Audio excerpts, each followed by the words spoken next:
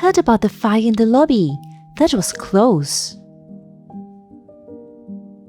I saw the fire where the lift door opened. It was so scary. Thankfully, Luang managed to put out the fire quickly. You know what? Recently, I heard of a fire at a recycling company, and they were not so fortunate. What do you mean? It was such a huge fire that it burned down the entire warehouse. You mean the recent fire? Yeah. Thankfully, all the staff have undergone the basic WSH management training, so they know what to do during such an emergency.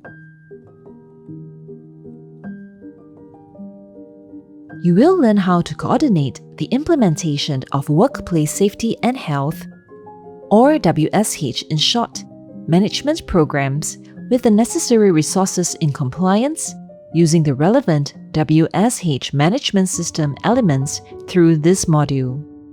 So, what are some examples of WSH management programs? Examples of WSH management programs include topics on WSH Culture Safe, Risk Management, Contractor Management, Emergency Preparedness and Response, and several others, as you can see from this slide.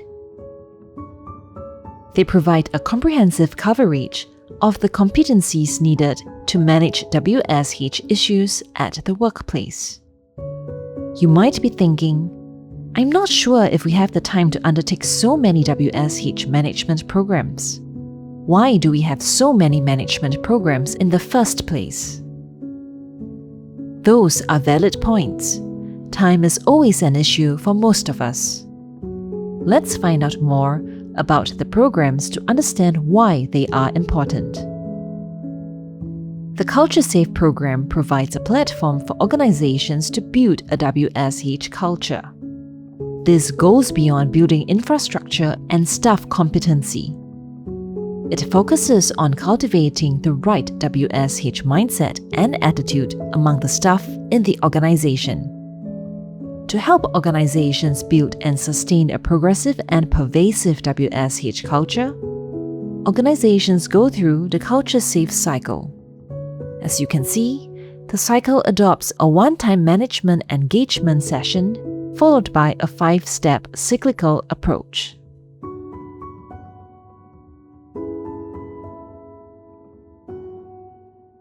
The risk management programs belong to a new WSH framework that is mandatory under the WSH risk management regulations.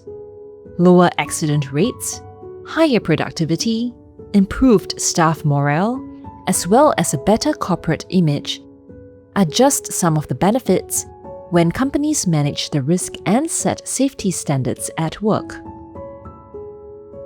The good news is that Risk Management 2.0 is an enhanced version of the existing risk management framework.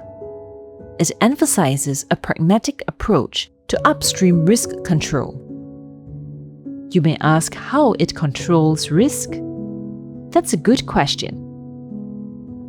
It does so by eliminating and substituting risks through engineering controls and a holistic approach towards safety and health risk assessments.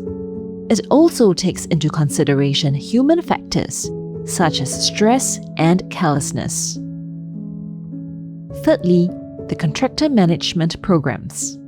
Workplaces should establish a system to evaluate the safety performance of prospective contractors.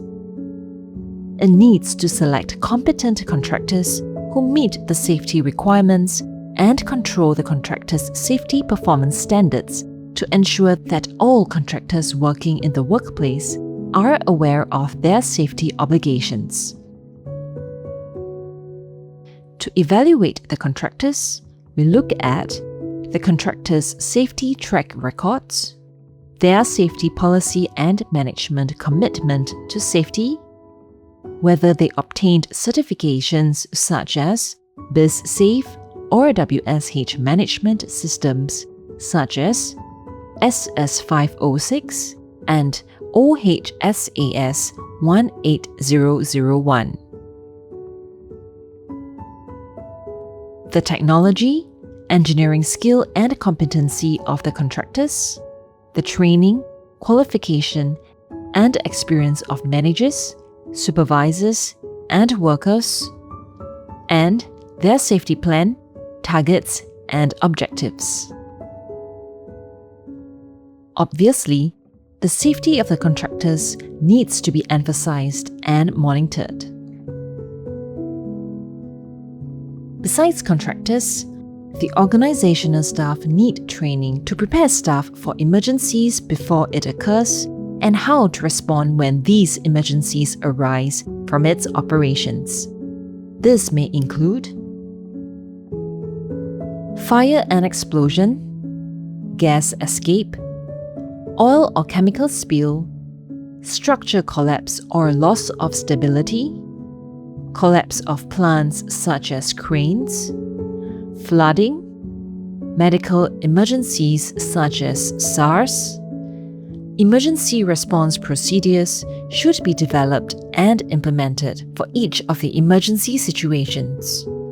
For fire emergency programs, Singapore Civil Defence Force provides adequate guidelines on its website. Good job! We have covered 4 out of the 7 management programs. They are programs on WSH Culture Safe, Risk Management, Contractor Management, Emergency Preparedness and Response. Take a few seconds to reflect on what you have learned. Which programs are more critical to your organization? Moving on, there are another 3 more programs that we will look at. The 5th program concerns stakeholder communication and consultation. You guessed it correctly. It concerns topics such as internal communication, communication with contractors and visitors at the workplace, receiving, documenting, and responding to relevant communications from external parties achieved through various communication channels, such as the following. The 6th program includes hazard communication. This is actually very critical when it comes to WSH. Key areas of communication include risk assessment, safety signs, safety labeling, safety data sheets, and others as you can see here. Finally, the last but not least, the BizSafe program. BizSafe is a 5-step program to assist SMEs to build up their WSH capabilities in order to achieve quantum improvements in safety and health standards at the workplace. Small and medium enterprises, SMEs, are guided through a journey starting from the top management, demonstrating the commitment towards WSH, to acquiring risk management capabilities and implementing a WSH management system. In the process, participating SMEs gain recognition and benefits of having a comprehensive WSH system in place. Let's take a closer look at the BizSafe program with this diagram. To be clear, the key principles of the WSH Act are to reduce risks at source, increase industry stakeholders' ownership, and focus on achieving good WSH outcomes and systems rather than simply complying with prescriptive requirements. We are working with humans, not robots after all. You might be thinking, there are so many programs, but which one will really work for us? That's a good question. I suppose programs such as the Emergency Response Program and the Risk Management Program are important. They ensure staff know what to do in an emergency. Other concerns that may come up in your mind in this scenario.